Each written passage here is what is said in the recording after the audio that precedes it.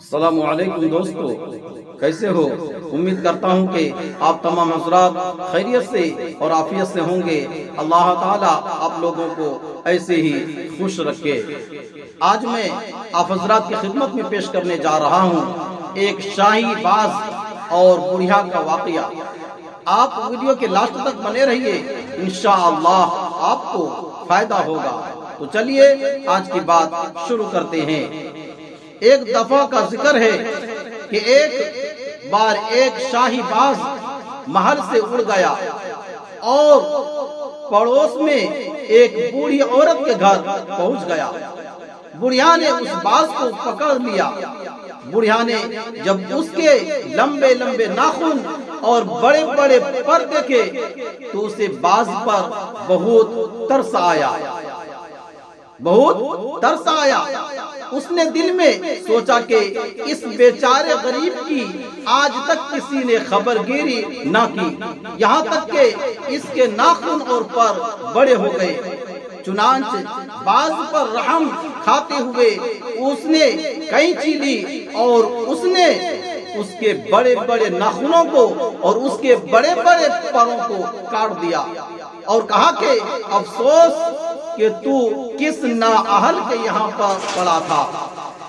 کس نااہل کے یہاں پڑا تھا جس نے تجھے یتیم کی طرح بنا رکھا تھا۔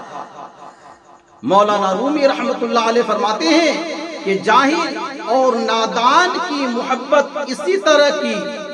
ہوتی ہے، کیونکہ باز کے ناخن اور پر ہی تو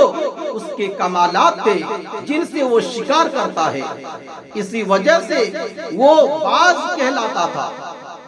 اور اس نادان عورت کو وہی کمالات عیب نظر آئے اور باز کو اس ظالمانہ نے بالکل ہی بیکار کر دیا اور کبوتر کی طرح بنا دیا۔ ایک دن بادشاہ باز کو تلاش کرتے کرتے اس عورت کے گھر آ پہنچا اور اچانک اپنے باز کو اس حالت میں دیکھ کر رونے لگا اور وہ باز اپنے پروں کو بادشاہ کے ہاتھ پر ملتا تھا اور زبان حال سے کہہ رہا تھا کہ میں نے آپ سے علیحدگی کا انجام دیکھ لیا اور اپنی بڑی غلطی کا مزہ چکھ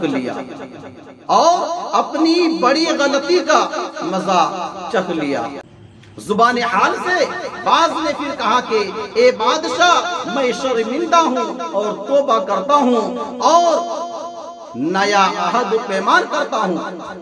مولانا رومی رحمت اللہ علیہ اس واقعہ سے نصیحت فرماتے ہیں کہ یہ دنیا اسی جاہل بوڑھی عورت کی مانند ہے کہ جو شخص اس دنیا پر مائل ہوتا ہے وہ بھی اسی طرح ذلیل اور غبی بے وقوف ہے۔ جو شخص کسی جاہل سے دوستی کرتا ہے اس کا وہی حشر انجام ہوتا ہے جو اس شاہی باز کا اس بوڑھی نادان عورت کے ہاتھ سے ہوا۔ حضرت حکیم الامت مولانا اشرف علی تھانوی رحمت اللہ علیہ نے فرمایا کہ باز نادان اسی طرح خادم اسلام ہونے کے مدعی ہے اور اپنی جہالت اور نادانی سے اسلام کو اپنے نظریات احمقانہ کے تابع کر کے اس کی حقیقت صورت کو مسخ کر رہے ہیں، اور عموماً یہ وہی لوگ ہیں جو اپنے ذاتی مطالعہ سے اہل قلم بن بیٹھے اور کسی کامل استاد سے دین کو نہیں سیکھا۔ ایسے لوگوں کی تصنیف کے مطالعہ سے احتیاط واجب ہے۔ مسلم شریف میں ہے، جس شخص سے دین سیکھو پہلے اس کے بارے میں اس وقت کے کاملین کی رائے معلوم کر لو، یعنی جس لوٹے سے پانی پینا ہے اس کے اندر دیکھ لو کہ پانی صاف ہے یا کچھ اور ملا ہوا ہے، ورنہ جو اس میں ہے وہی منہ میں داخل ہوگا، اور دین صحیح کے لیے استاد ضروری ہے۔ اس واقعہ سے مولانا روم رحمت اللہ علیہ ہمیں بہت اہم نصیحت فرمانا چاہتے ہیں، جس پر عمل کرنے ہم دور حاضر کے بہت سارے فتنوں سے اپنے دین اور ایمان کو بچا سکتے ہیں۔ وہ نصیحت یہ ہے کہ اگر کسی کو شریعت کے تمام علوم میں کامل مہارت نہیں ہے تو وہ خود محض سرسری مطالعہ یا قرآن و حدیث کا اردو ترجمہ دیکھ کر اپنے زمانے کے مستند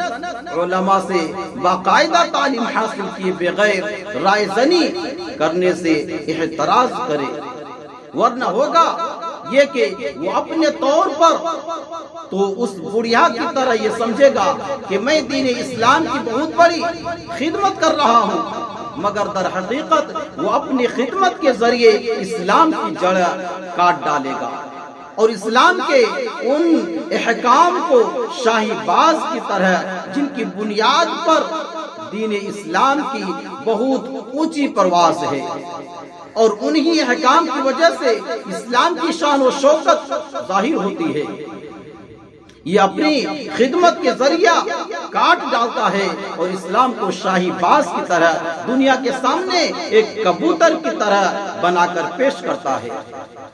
اور یہ نوبت عموماً اس وقت پیش آتی ہے جب بندہ ساری زندگی دنیاوی محکموں میں ملازمت کرتا ہے، مثلا ڈاکٹر ہوتا ہے یا کسی تعلیمی ادارے میں پروفیسر ہوتا ہے یا فوج میں اعلیٰ عہدے پر فائز ہو چکا ہوتا ہے۔ اب اپنے محکموں سے ریٹائرمنٹ کے بعد دین اسلام کی خدمت اور اپنی ساری زندگی کی کوتاہیوں کی تلافی کا جذبہ پیدا ہوتا ہے، تو اب ہر کوئی مجتہدین اور کوئی مجتہد بن کر قرآن مجید اور حدیث کی کتابوں کا ترجمہ دیکھ کر بڑے بڑے ائمہ دین اور بزرگان دین کی تعلیمات کے برعکس اپنی رائے پیش کرتا ہے۔ چنانچہ رسول اللہ صلی اللہ علیہ وسلم کے فرمان کے مطابق خود بھی گمراہ ہوتے ہیں اور دوسروں کو بھی گمراہ کرتے ہیں۔ خدا را ایسے لوگ سوچیں کہ کہیں ایسا نہ ہو کہ ہم خدمت کے بجائے الٹا دین اسلام کو نقصان پہنچا بیٹھیں۔ ناظرین، ایسے ہی واقعات سننے کے لیے ہمارے اس چینل کو سبسکرائب کریں اور ویڈیو کو لائک شیئر ضرور کر دیجئے۔ جزاک اللہ، خدا حافظ، السلام علیکم ورحمۃ اللہ وبرکاتہ۔